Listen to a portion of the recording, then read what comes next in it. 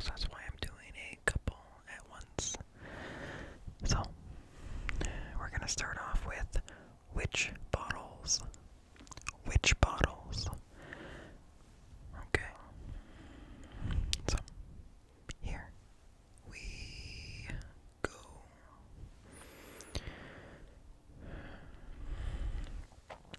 So, which bottles began as counter magical devices used as protection against other witchcraft and evocation? They are described in historical sources in England and the United States. The first mention of a witch bottle appears in the 17th century England.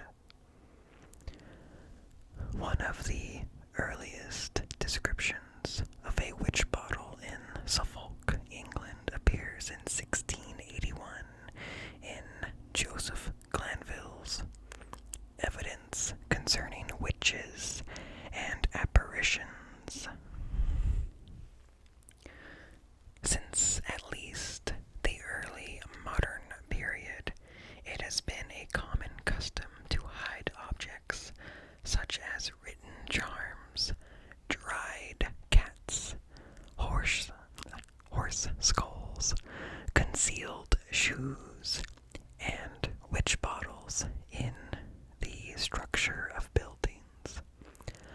Folk magic contends that witch bottles protect against evil spirits and magical attack, and counteract spells cast by witches. They are counter-magical devices, the purpose of which is to draw in and trap harmful intentions directed at their owners.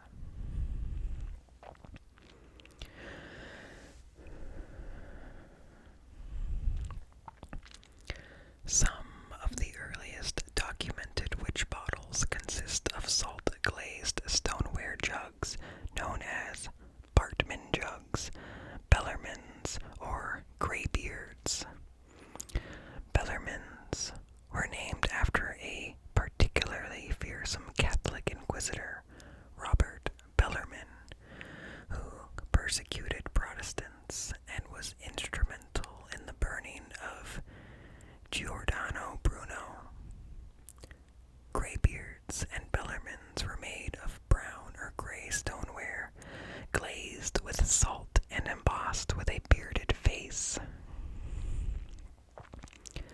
Later witch bottles were made from glass bottles, small glass vials, and a variety of other containers.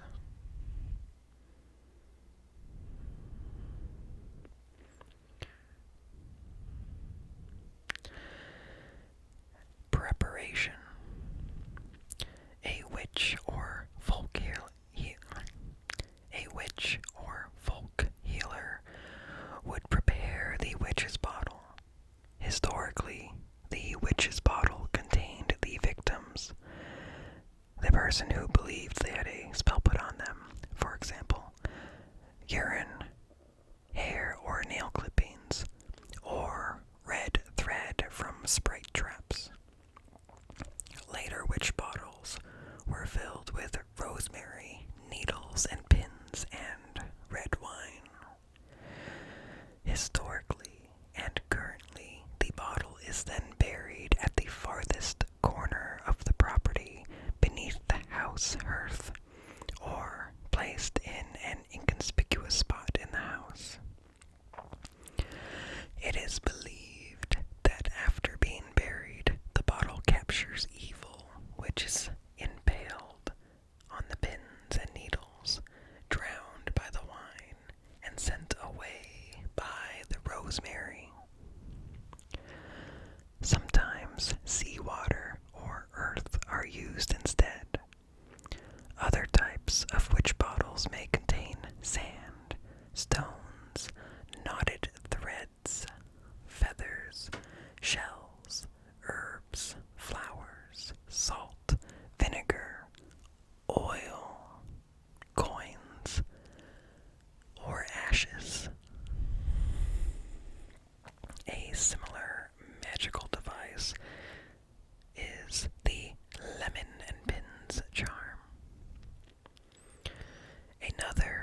variation is within the disposal of the bottle. Some witches' bottles were thrown into a fire and when they exploded, the spell was broken or the witch supposedly killed. The witch bottle was believed to be as active as long as the bottle remained hidden and unbroken. People did go through a lot of trouble in hiding their witch bottles. Those buried beneath fireplaces have been found only after the rest of the building has been torn down or otherwise disappeared. The origins of this tradition have been dated at least to the 16th century. In ancient times, the bottles were made of stone and originally contained rusty nails, urine, thorns, hair, menstrual blood, and pieces of glass, wood, and bone. In England, this form of bottled spell dates back hundreds of years and were prevalent in Elizabethan England, especially East Anglia, where superstitions and belief in witches were strong. The bottles were most often found buried under the fireplace, under the floor, and plastered inside walls. In 2016, a glass bottle found buried in the threshold of a man's house was featured in an episode of Antiques Roadshow, filmed in Trelisic, Cornwall. Glass specialist Andy McConnell tasted a small amount of the contents, theorizing it was possibly port or wine, though he did note the rusty flavor and the presence of nails. A later episode in 2019 then revealed the contents had been analyzed by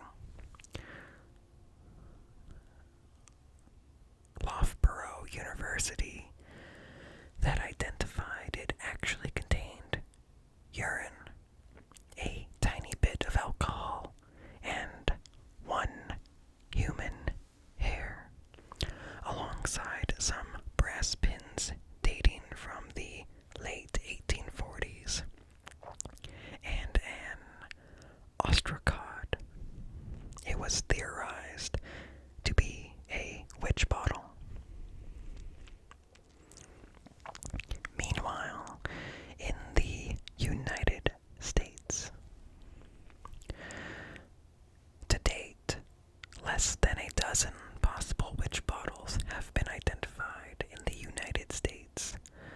Archaeologist Marshall Becker was the first to identify an American witch bottle in an archaeological context, known as the Essington witch bottle. The artifact was recovered during excavations on Great Tinicum Island in Delaware County, Pennsylvania, a mid-19th to early 20th century slave or tenant site in Dorchester County, Maryland, yielded a buried witch bottle whose cork stopper was bristling with straight pins. In 2016, a bottle filled with nails was excavated from the hearth of a Civil War site in Virginia and appears to be a witch bottle. So, that's it for witch bottles. I'm gonna click on a related thing that I had not heard of before. Dried cat. So, new Wikipedia topic. Dried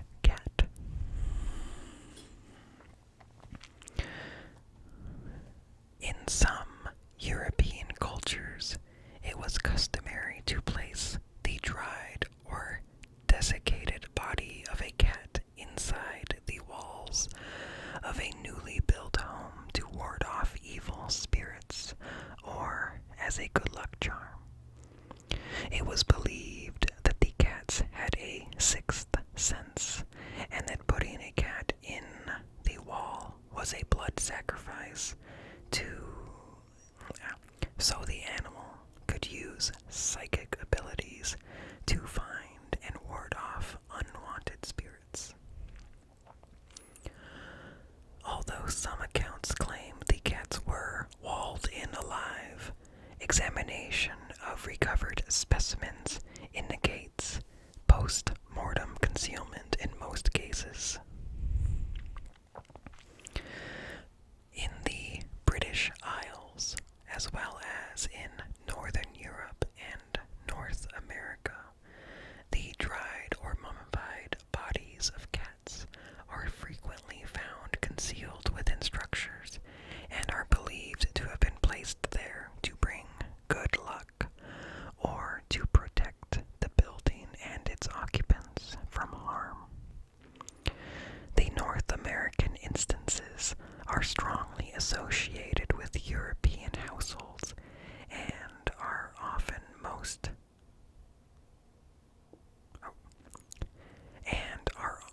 most often found in buildings where shoes and witch bottles are also concealed.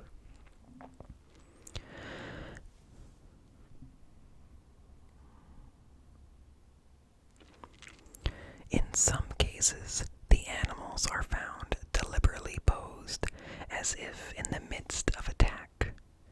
In other cases, they are accompanied by dried rats, mice, or birds.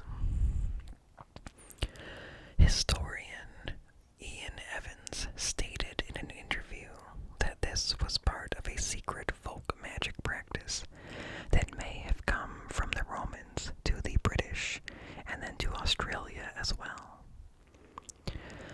Evans also launched the Tasmanian Magic Project in an effort to understand the history of this practice in Australia. Sometimes, when the animals are discovered, as in the case of a mummified cat and kittens, it might be assumed that the animal was just accidentally there and got stuck. However, there are times when the animals are found in locations that it would have been impossible for them to have gotten into accidentally, such as being encased in a brick cavity. Cats in ancient Egypt were represented in social and religious practices of ancient Egypt for more than 30 centuries. Several ancient Egyptian deities were depicted and sculptured with cat-like heads, such as Mafdet, Bastet, and Sekhmet, representing justice, fertility, and power. The deity Mut was also depicted as a cat and in the company of a cat.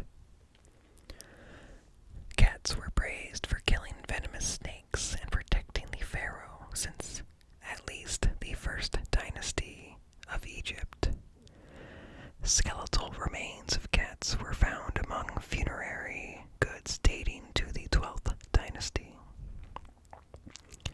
The protective function of cats is indicated in the Book of the Dead, where a cat represents Ra and the benefits of the sun for life on Earth. Cat-shaped decorations used during the New Kingdom of Egypt indicate that the cat cult became more popular in daily life. Cats were depicted in association with the name of Bastet. Cat cemeteries at the archaeological sites Speos, Artemidos, Bubastis, and Saqqara were used for several centuries. They contained vast numbers of cat mummies, and the cat statues that are exhibited in museum collections worldwide.